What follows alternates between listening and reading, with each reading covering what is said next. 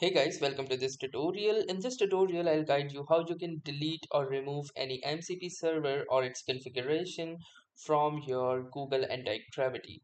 So in order to start, the first thing after opening up your Google Antigravity is that you launch the agent.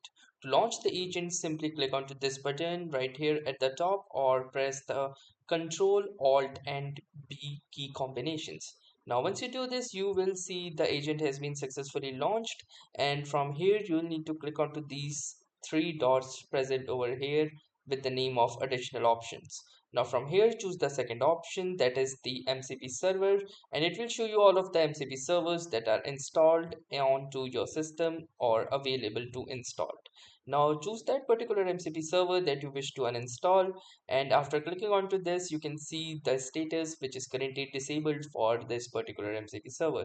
So click onto this drop down arrow, and from here choose the last option, that is uninstall, and now you can see that this MCP server has been successfully uninstalled from your Google Antigravity. So that was pretty much it about uninstalling MCP servers from Google Antigravity. Thanks for watching and have a nice day.